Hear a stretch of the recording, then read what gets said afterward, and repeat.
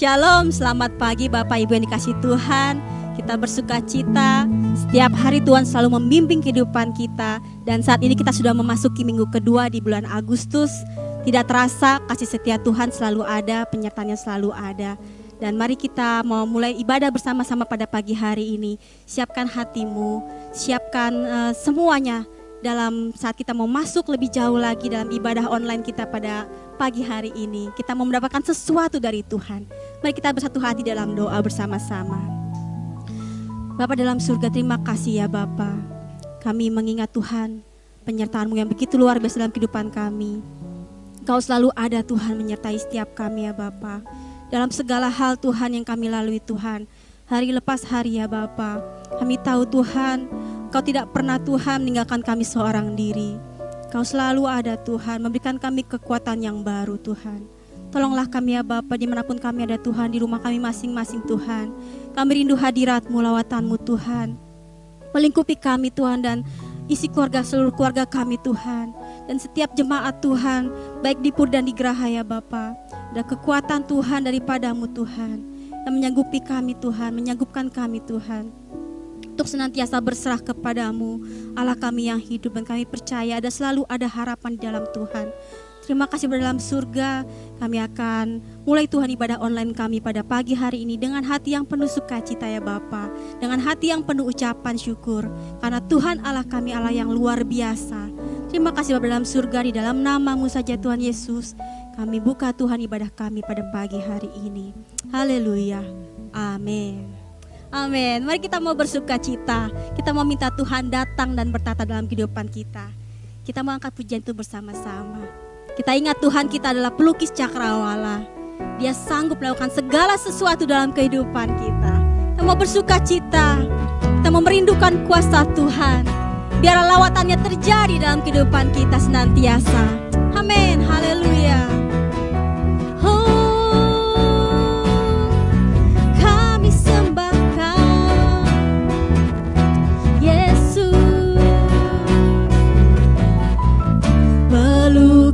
Cakrawala merangkai jagat raya, pencipta alam semesta.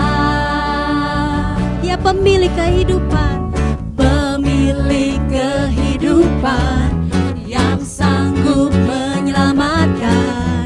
Dialah jalan kebenaran. Mari rindukan Tuhan, kami rindukan kuasa lawatan-Mu, kebangkitan pasti terjadi.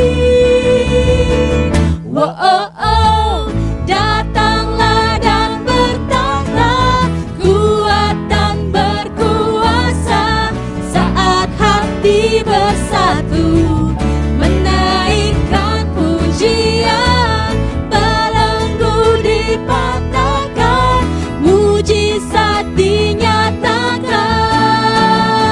Mari kita sama-sama kata, Great is our God. pemilik kehidupan adalah Tuhan kita yang berkuasa. Amin, haleluya. Pemilik kehidupan, sanggup menyelamatkan. Dialah jalan kebenaran. Kami rindukan kuasa lawatan-Mu,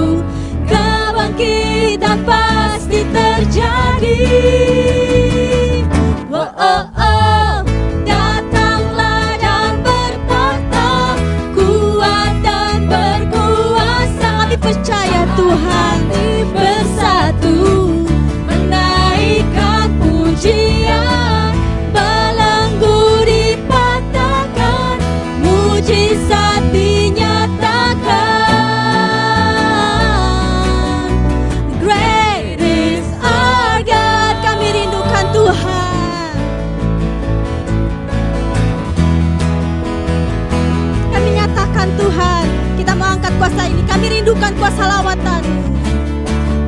Haleluya. Kami rindukan kuasa lawatan-Mu, kebangkitan pasti terjadi. Datanglah dan bertata. Oh, oh, oh. Datanglah dan bertata, kuat dan berkuasa, saat hati bersatu, menaikkan pujian, belenggu dipatahkan, mujizat dinyatakan. Great is our God. Great is our God. Datanglah dan bertata, kuat dan berkuasa, saat hati bersatu, menaikkan pujian, belenggu dipatahkan, mujizat dinyatakan. Great is our God. Kita percaya datanglah dan bertahta Tuhan dalam kehidupan kami. Dia kuat dan berkuasa. Kita mau menaikkan pujian ini terus menerus Tuhan. Kita mau menyatakan kebaikan yang luar biasa. Datanglah dan bertahta. Datanglah dan bertata, kuat dan berkuasa, saat hati bersatu, menaikkan pujian, belenggu dipatahkan, mujizat dinyatakan. Great is our God. Datanglah dan bertata, kuat dan berkuasa, saat hati bersatu, menaikkan pujian, belenggu dipatahkan, mujizat dinyatakan.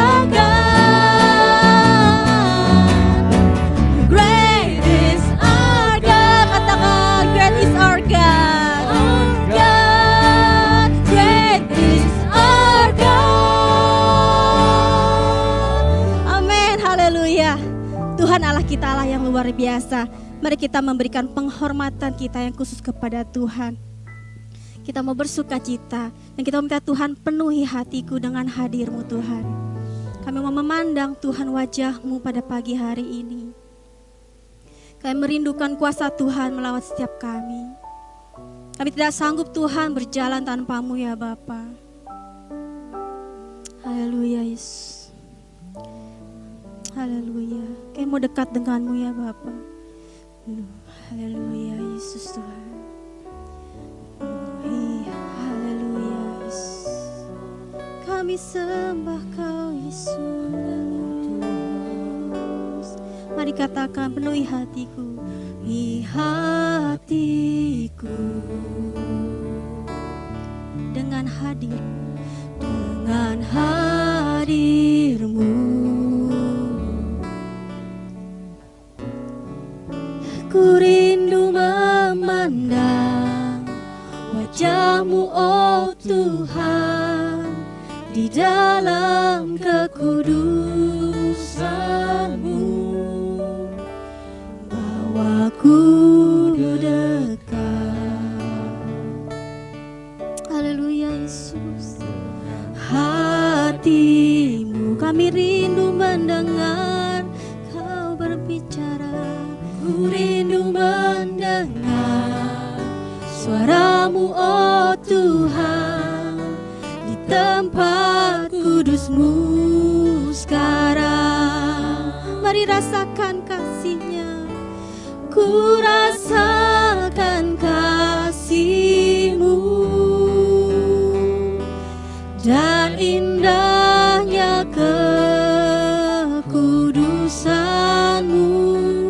Penuhi dengan kasih-Mu, diam di hadirat-Mu. Ku mengangkat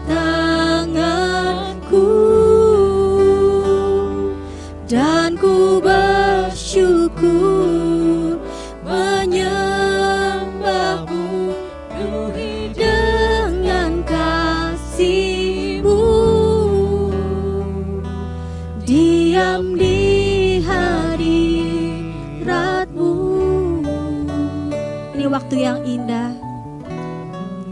Kita mau berbicara dengan Tuhan, menghadap wajah-Nya, mengungkapkan segala isi hati kita. Penuhi hatiku dengan hadir-Mu. Ku rindu memandang wajah-Mu, oh Tuhan, di dalam kekudusan-Mu. Bawaku dekat, ya Tuhan, hadir-Mu.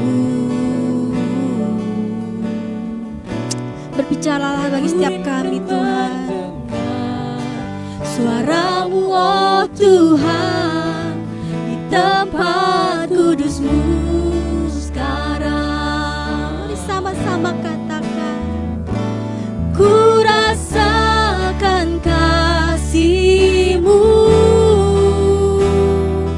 dan indahnya kekudusan-Mu.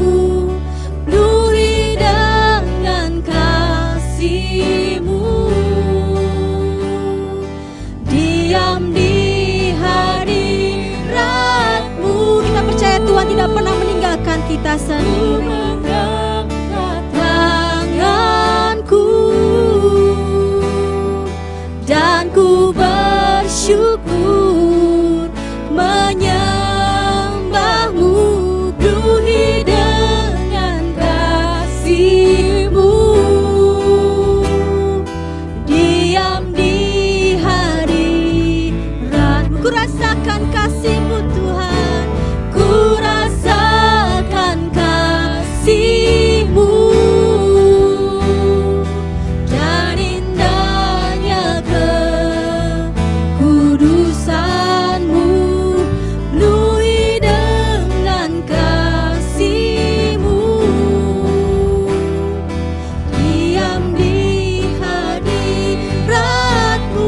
Mari angkat tangan kita, serahkan hidupmu kepada Tuhan. Dia sanggup menjawab segala pergumulan hidup kita. Menyembah-Mu, penuhi dengan kasih-Mu, diam di hadirat-Mu. Mari kita mau berdiam di hadirat Tuhan. Haleluya. Mari kita mau sembah Dia, tinggikan Dia, panggillah namanya. Di saat kita berseru, di saat kita mengetuk, pintu akan Tuhan bukakan. Haleluya Yesus.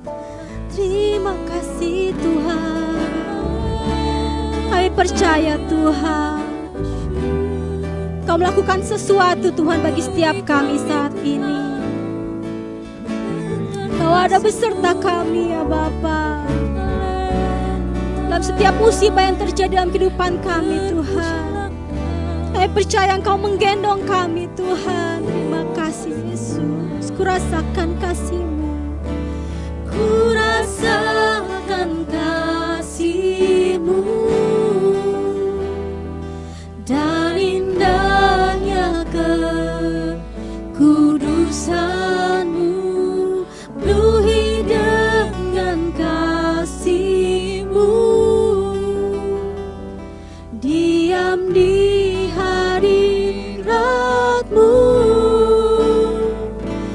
Ku mengangkat tanganku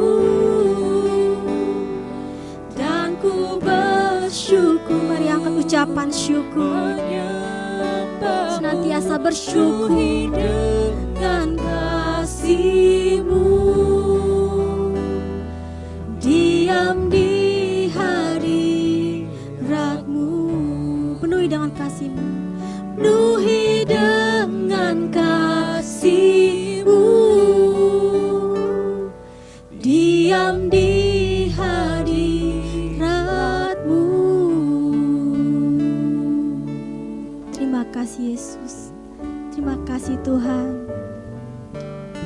diam di hadirat-Mu ya Bapa. Dan kami siap mendengarkan firman-Mu Tuhan yang menjadikan kekuatan Tuhan dalam kehidupan kami. Biarlah Engkau urapi hamba-Mu Tuhan yang akan menyampaikan firman-Mu. Di dalam nama-Mu Tuhan, kami mengucap syukur Tuhan. Dan kami siap mendengarkan Tuhan, Engkau berbicara bagi setiap kami. Haleluya, amin. Shalom saudara-saudara yang sangat berharga di hati Tuhan. Hari ini kita ada dalam satu ibadah yang diberkati oleh Tuhan. Mengapa disebut ibadah yang diberkati oleh Tuhan? Dalam kitab Keluaran 23 ayat 25 memberitahu kepada kita bahwa kita harus beribadah kepada Tuhan Allah sebab Allah memberikan jaminan, memberikan janji ketika kita ibadah maka kita akan diberkati oleh Tuhan. Roti makanan kita diberkati, air minuman kita diberkati. Maka Tuhan juga akan menjauhkan kita dari segala sakit penyakit. Oleh karena itu saudara, beribadahlah dengan setia. Sekalipun mungkin kita belum bisa berkumpul di sebuah gereja dengan baik, tetapi nikmatilah sebuah ibadah dari hati kita kepada Allah. Dan saya percaya Tuhan pasti memberkati kita. Hari ini saudaraku, Tuhan mau ingatkan kepada kita bahwa kita tidak perlu tawar hati dalam segala kondisi dalam hidup ini. Kita harus tetap dapat mempertahankan keyakinan kita kepada Allah dan janganlah tawar hati apapun kondisi dan situasi hidup hari ini. Nah, mungkin saudara berkata, bagaimana nggak tawar hati kalau saya sedang menghadapi persoalan-persoalan besar, sedang menghadapi masalah-masalah besar, sedang menghadapi bisnis yang ada kesulitan akibat corona, ada sakit penyakit dan sebagainya. Saudaraku, ketika kita berkata, aku tidak mau tawar hati, saya percaya mujizat Allah pasti terjadi atas hidup kita. Nah sekarang pertanyaannya, bagaimana supaya kita tidak menjadi tawar hati? Itu yang Tuhan mau kita kerjakan hari-hari ini. Kita buka dulu Alkitab kita di dalam 2 Korintus pasal yang keempat. 2 Korintus pasal keempat ayat yang ke-16. Firman Allah memberitahu kepada kita, ini merupakan pernyataan dari Rasul Paulus. Dan dia berkata begini, sebab itu kami tidak tawar hati, tetapi meskipun manusia lahiriah kami semakin merosot, namun manusia batinia kami dibaharui dari sehari ke sehari. Saudaraku, untuk kita tidak menjadi orang atau anak-anak Allah yang menjadi tawar hati dalam perjalanan hidup ini, maka kita harus menyadari bahwa segala sesuatu yang di dunia ini itu bersifat sementara, bersifat fana, maka tidak heran kalau segala sesuatunya bisa merosot. Kalau konteks ini bicara tentang manusia lahiriah bisa merosot. Dari muda tentunya kita menjadi orang-orang yang kuat, sehat, ganteng, cantik, saudara ya. Orang-orang yang bisa melakukan perkara-perkara besar. Tetapi ketika kita mulai masuk ke umur yang ke-70, 80 dan seterusnya. Tentunya hal-hal yang kita kerjakan waktu umur 20, 30 sampai 50. Itu tidak mungkin kita bisa kerjakan dengan sempurna. Kenapa bisa begitu? Karena merosot. Muka yang waktu muda ya cantik, ya kenceng begitu, terus laki-laki yaitu ganteng, kenceng, ya kalau sudah 80 kendor sana kendor sini saudara. Itu membuktikan bahwa merosot. Dunia pun demikian. 1 Yohanes 2 ayat 17 mengatakan, dan dunia ini sedang lenyap dengan segala keinginannya. Makanya tidak heran kalau hari-hari ini ada gempa bumi, ada tsunami, ada hal-hal yang lain saudara. Bahkan ada corona juga. Ini merupakan satu tanda bahwa dunia ini sedang lenyap. Nah untuk itulah jika kita mengerti apa yang Tuhan katakan melalui firman-Nya, maka kita harus memiliki satu sikap sebagai anak Tuhan, jangan tawar hati. Nah sekarang bagaimana saya supaya tidak tawar hati? Ayat 16 bagian B di sana dikatakan, tetapi meskipun manusia lahiriah kami semakin merosot, namun manusia batiniah kami dibaharui dari sehari ke sehari. Saudaraku, Allah mau kita bisa memperbaharui manusia batiniah kita hari lepas hari. Jasmani kita bisa merosot dan itu tidak bisa kita halangi. Dunia ini pun kondisinya bisa merosot, bahkan sampai Alkitab katakan akan lenyap. Langit dan bumi akan lenyap, tapi firman-Nya tinggal tetap. Nah, Allah sebagai pencipta, dia sudah memberitahu bahwa semuanya akan lenyap. Bisa merosot, bisa lenyap. Tapi kerohanian kita yang merupakan satu kekuatan untuk kita bisa menjadi anak-anak Tuhan yang tidak tawar hati. Firman Allah katakan bisa dibaharui hari lepas hari. Bagaimana kita bisa memperbaharui manusia batinnya kita hari lepas hari? Alkitab katakan makanlah dengan makanan yang sehat. Kalau saudara membaca dalam Matius 4 ayat yang keempat, ketika Yesus dicobai di padang gurun, maka Yesus menjawab iblis itu dengan satu kalimat yang sangat luar biasa. Di situ dikatakan, tetapi Yesus menjawab, ada tertulis manusia hidup bukan dari roti saja. Manusia hidup bukan dari roti saja. Kata bukan dari menunjukkan bahwa ada makanan yang lain selain roti, saudara. Apa itu makanan itu yang dikatakan oleh firman Allah? Di sini dikatakan tetapi dari setiap firman yang keluar dari mulut Allah. Jadi saudaraku sebagai anak Tuhan, jika kita mau menjadi anak Tuhan yang tidak tawar hati, kuat, tidak mudah menyerah dalam menghadapi situasi kondisi apapun juga, maka kita harus pastikan kita akan makan makanan rohani. Apa itu? Firman Allah. Apa itu? Yang saudara kita kenal sebagai Alkitab. Manusia hidup bukan dari roti saja, roti jasmani, tapi juga harus makan dari roti hidup. Jadi bagi saya saudaraku, kalau saya membaca Alkitab, saya tidak berkata saya sedang membaca Alkitab atau sedang merenungkan Alkitab. Saya punya istilah, saya sedang makan roti hidup. Ketika saya baca Alkitab, saya katakan saya sedang makan roti hidup. Nah, ini yang harus ada dalam diri kita, saudara. Saya mau beri satu informasi. Kejadian pasal 1 sampai Wahyu 22. Kalau saudara pelajari, jumlah pasalnya adalah 1189 pasal. Kalau kita genepin 1200 pasal. Dan 1200 pasal, kalau kita bisa baca tiap hari 10 pasal, maka 120 hari sama dengan 4 bulan, sebenarnya anak Tuhan sudah bisa menyelesaikan kitab Kejadian sampai Wahyu. Kalau saudara berkata 5 pasal, berarti 8 bulan. 3 pasal, berarti 1 tahun. Saudara bisa selesaikan dari Kejadian sampai Wahyu. Pertanyaannya, sudahkah saudara dalam mengiring Tuhan sampai hari ini menyelesaikan seluruh Alkitab? Dari Kejadian sampai Wahyu. Nah, kalau belum, mulai hari ini saudara. Mulai hari ini. Saya percaya dengan adanya corona, memang menyusahkan kita, menyedihkan kita, membuat kita sulit saudaraku. Tetapi lihatlah dari sisi positifnya. Di mana kita bisa membaca Alkitab lebih banyak daripada biasanya. Sehingga apa? Kita tidak menjadi tawar hati. Yang kedua saudaraku, bagaimana supaya kita tidak tawar hati? Bagaimana kita bisa memperbaharui manusia batinnya kita? Saudara membaca dalam Yesaya pasal yang ke-40 ayat 31. Yesaya 40 ayat 31 firman Allah bunyi demikian. Tetapi orang-orang yang menanti-nantikan Tuhan mendapat kekuatan baru. Mereka seumpama Raja Wali yang naik terbang dengan kekuatan sayapnya.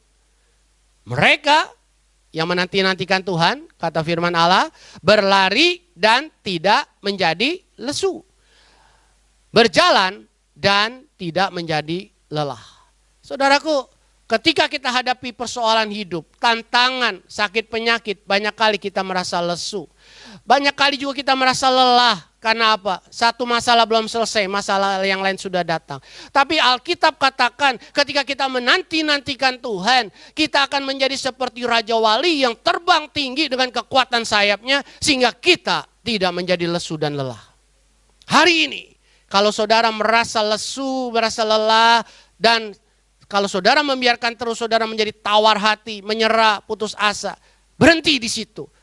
Firman Allah katakan, milikilah satu waktu untuk saudara ada di hadirat Tuhan.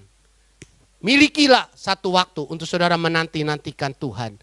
Milikilah hubungan yang intim dengan Tuhan. Maka engkau akan menjadi orang yang tidak tawar hati. Yang kedua saudaraku, bagaimana kita menjadi orang atau anak Tuhan yang tidak tawar hati? Kalau yang pertama saudaraku, perbaharuilah terus menerus manusia batiniah kita. Yang kedua saudara, melihat sebuah persoalan itu sebagai sebuah proses. Melihat sebuah persoalan atau masalah sebagai sebuah proses. Kalau saudara membaca dalam 2 Korintus 4 ayat yang ke-17. 2 Korintus 4 ayat 17, firman Allah bunyi demikian. Sebab penderitaan ringan, perhatikan di situ, sebab penderitaan ringan yang sekarang ini mengerjakan, ini merupakan satu kalimat yang menunjukkan sebuah proses bagi kami kemuliaan kekal yang melebihi segalanya, jauh lebih besar daripada penderitaan kami. Saudara perhatikan di sini. Penderitaan yang kita hadapi di dunia ini, yang Paulus hadapi di dunia ini, dianggap sebuah penderitaan yang ringan. Kenapa? Karena dia memiliki satu konsep, satu prinsip bahwa penderitaan itu sebenarnya mengerjakan sesuatu yang membuat kita menjadi anak-anak Tuhan yang kuat dan kita akan memperoleh kemuliaan yang kekal.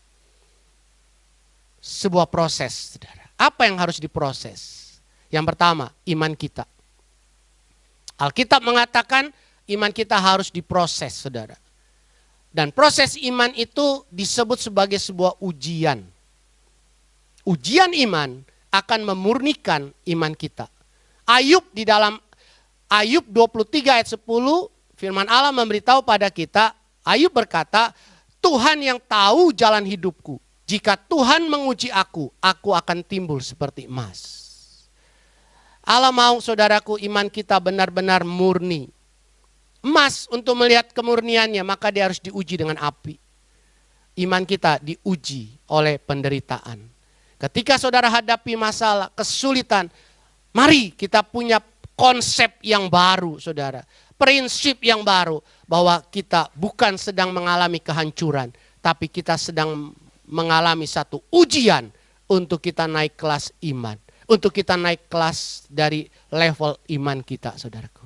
Hari ini, ingatlah, ada proses dalam perjalanan hidup kita. Yang berikutnya, saudaraku, proses apa lagi? Karakter. Penderitaan biasanya dipakai untuk memproses karakter kita. Ada karakter-karakter yang dibentuk oleh karena dosa, saudaraku. Karena manusia sudah jatuh dalam dosa, bukan hanya jatuh dalam dosa, tapi karakter, temperamen, sifat, sikap kita dirusak semuanya oleh dosa. Nah ketika kita terima Yesus, kita lahir baru, kita akan alami yang namanya proses karakter untuk kita menjadi seperti Yesus. Bukankah kita diciptakan oleh Allah menurut gambar dan rupa Allah? Nah kondisi itu menjadi rusak ketika manusia jatuh dalam dosa. Nah, dengan kedatangan Allah di dalam Yesus Kristus, maka Yesus merupakan satu contoh, satu teladan yang kita bisa jadikan patokan dari kehidupan kita, supaya kita bisa menjadi serupa dengan Dia. Izinkan proses karakter itu terjadi dalam hidup kita.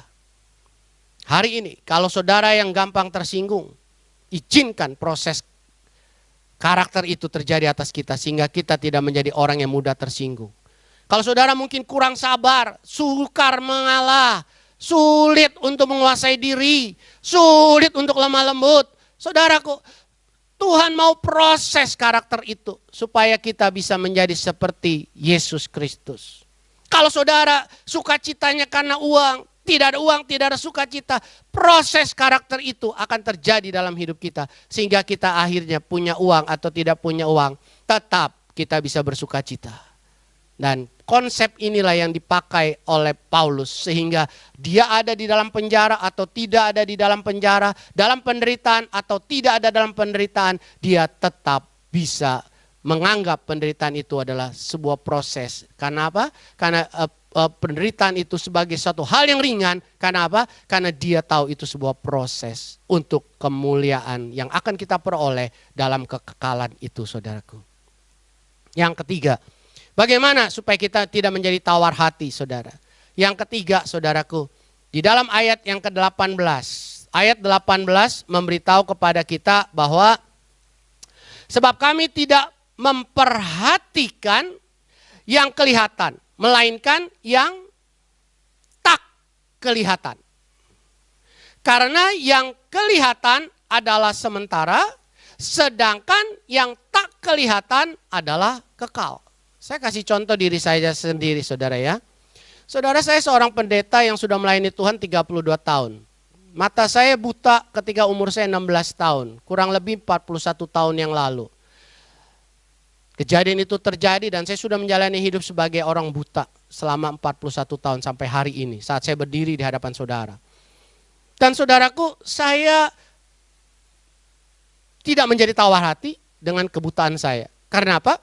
Karena saya tahu Alkitab berkata setiap mata akan memandang Tuhan Yesus ketika dia datang di awan-awan. Kalau Tuhan izinkan saya tidak mati, tidak perlu digotong ke kuburan, maksudnya begitu. Saya masih hidup sampai Tuhan datang di awan-awan, maka mata yang buta bisa melihat, saudara. Tapi kalau saya tidak sampai pada hari Tuhan seperti itu, saya percaya Alkitab juga katakan ketika saya di sorga tidak ada lagi air mata, tidak ada lagi ada kesusahan, tidak ada lagi sakit, tidak ada lagi penderitaan, saudara. Berarti saya juga tidak akan alami kebutaan juga. Saya melihat jauh ke depan. Sekalipun hari ini saya dalam menjalani hidup sebagai orang buta, saya tahu hari esok saya itu lebih baik daripada hari ini.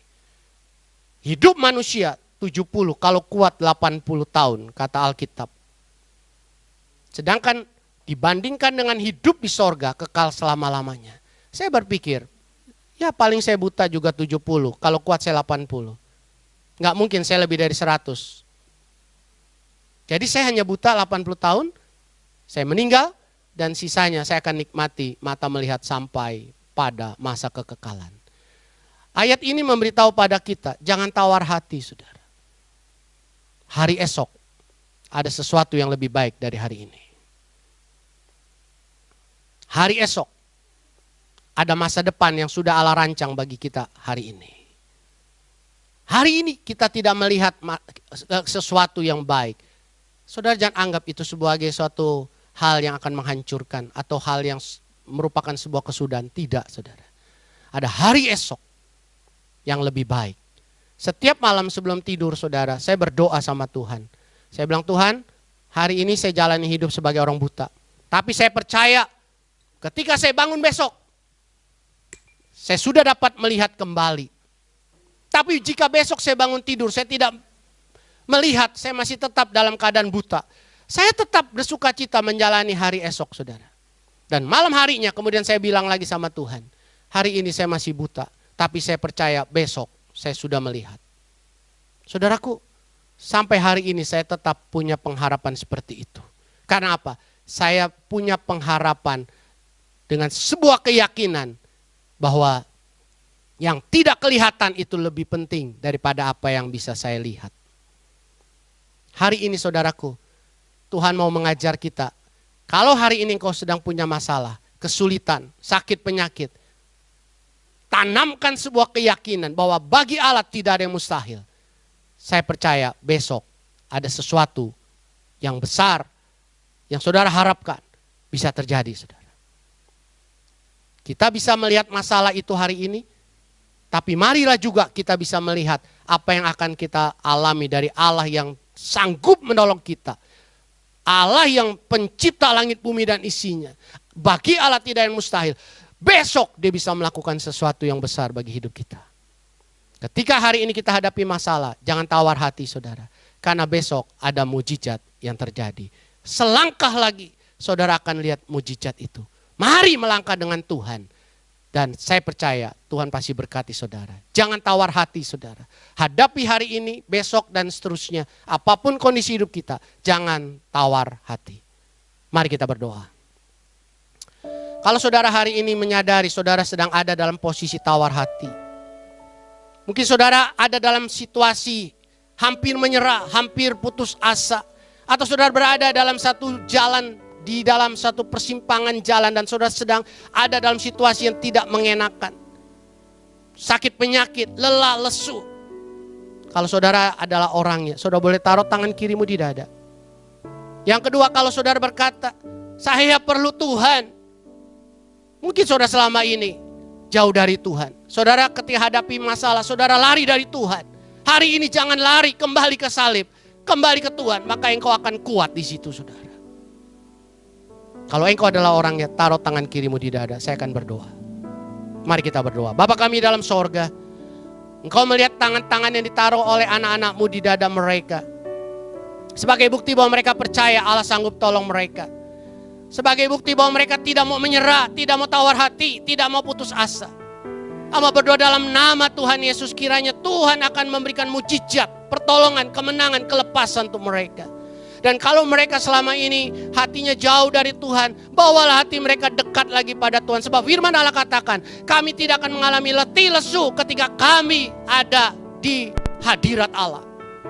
Sebab saat kami ada di hadirat Allah, maka kami akan mengalami kekuatan Allah. Dan kami akan kuat seperti Raja Wali terbang dengan kekuatan sayapnya. Tuhan, tolonglah anak-anakmu semua yang hari ini mereka sedang hadapi persoalan. Hamba percaya apapun persoalannya, mujizatmu cukup untuk menyelesaikan semuanya. Berkat-Mu melimpah atas mereka. Dalam nama Tuhan Yesus kami berdoa, kami bersyukur. Haleluya.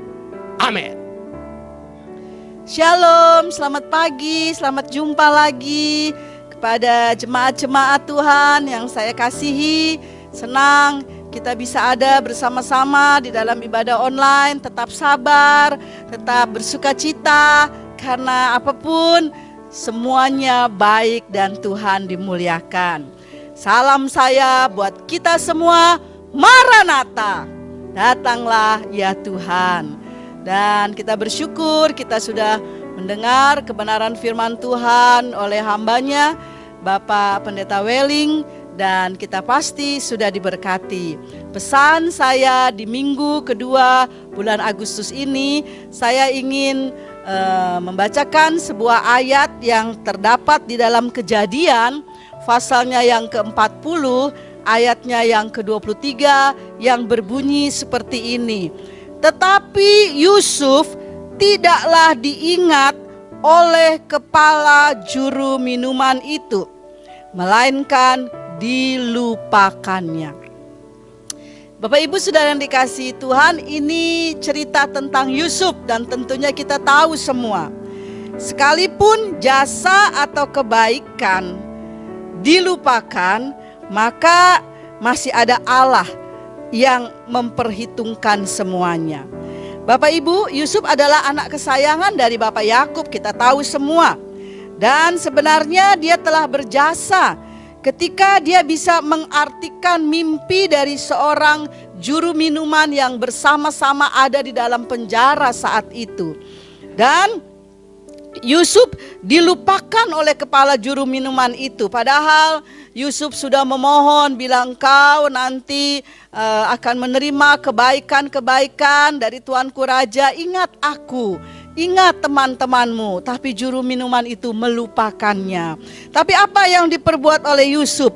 Yusuf tidak sakit hati, Yusuf tidak marah, Yusuf tidak bersungut-sungut, sekalipun dia terlupakan oleh juru minuman itu. Bahkan Yusuf bisa mengampuni, Yusuf bisa menerima keberadaan itu. Dan dicatat juga bahwa Yusuf juga tidak pernah menjadi sakit hati ketika saudara-saudaranya melakukan kejahatan-kejahatan. Bapak Ibu, apakah jasa kita pernah dilupakan?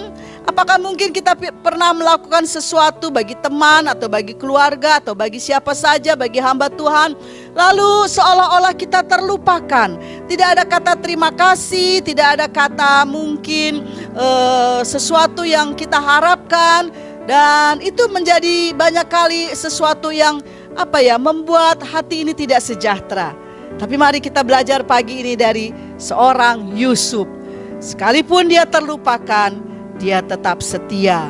Dan sampai pada waktunya Tuhan mengangkatnya menjadi sesuatu yang sangat berarti. Tuhan tidak pernah lupa, saudara. Manusia boleh lupa, saya bisa lupa, tapi Tuhan tidak pernah lupa. Oleh sebab itu Mari kita terus hidup dekat dengan Dia. Mari kita setia kepada Dia, karena Dia itu selalu mengingat apa yang telah kita buat. Dan saudara, marilah kita akan memiliki karakter atau sifat seperti Yusuf. Jasa yang dilupakan jangan membuat kita menjadi tawar hati. Jangan membuat kita menjadi tidak semangat mengikut Tuhan. Jangan membuat kita menjadi tidak mau melayani. Tetap lakukan itu, karena Tuhan pada waktunya akan mengangkat kita dan Dia tidak pernah melupakan kita. Bukankah ada nyanyian yang berkata, Kau tidak akan aku lupakan, aku membimbingmu, Kau tidak akan aku lupakan, aku penolongmu, yakinlah teguh. Kalau ada Bapak Ibu atau anak-anak yang pernah melakukan kebaikan-kebaikan dan tidak diingat, jangan tawar hati, tetap setia kepada Tuhan. Tuhan Yesus memberkati. Dan akhirnya mari kita akan tutup ibadah online kita. Kita bersyukur untuk pimpinan Tuhan atas ibadah pada pagi ini. Saya akan mengajak Bapak Ibu Saudara yang dikasihi Tuhan untuk kita satu di dalam doa. Mari kita berdoa. Tuhan Yesus, terima kasih kami sudah mengikuti ibadah online pada minggu kedua di bulan Agustus ini. Terima kasih buat semua hamba-hamba Tuhan yang sudah melayani dengan luar biasa. Terima kasih buat fasilitas untuk ada ibadah online ini. Tuhan berkati semua yang sudah ambil bagian. Dan Tuhan, kami berdoa sepakat pagi ini untuk Indonesia, untuk negeri yang kami kasihi, di dalam nama Yesus. Tuhan pulihkan Indonesia, Tuhan akan jamah Indonesia. Virus corona akan dihancurkan di dalam nama Yesus, dan kemenangan akan kami terima. Terima kasih Tuhan. Dan sekarang hamba-Mu khusus berdoa, 1 minggu ke depan yang akan dilalui, turunkan berkat-Mu untuk keluarga-keluarga, pekerjaan, usaha, perjalanan yang akan ditempuh, bahkan studi dari semua anak-anak kami yang masih harus belajar di rumah. Tuhan beri mereka sukacita, kesehatan, untuk mereka ikut aturan-aturan, dan Tuhan selalu bersama dengan mereka. Tuhan, cukupkan keperluan-keperluan daripada jemaat-jemaat-Mu Tuhan. Engkau tidak pernah melupakan, sebab Engkau Bapa yang baik.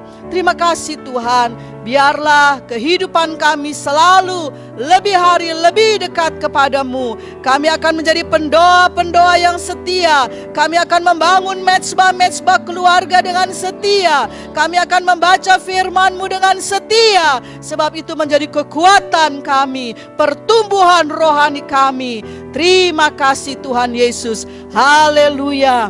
Dan sekarang, mari Bapak Ibu Saudara yang ada di rumah, angkatlah tanganmu. Terimalah berkat Tuhan. Diberkatilah engkau, diberkatilah rumah tanggamu, diberkatilah hari-harimu, diberkatilah kebutuhanmu, kesehatanmu, diberkatilah juga pergumulan yang sedang engkau hadapi, karena Tuhan pasti buka jalan. Dan terimalah berkat Tuhan ini di dalam nama Bapa, Anak, dan Roh Kudus. Dan kita semua yang sudah terima berkat Tuhan, percaya bahwa Tuhan selalu bersama kita. Mari kita katakan bersama-sama, amin. Selamat hari Minggu, Tuhan Yesus memberkati.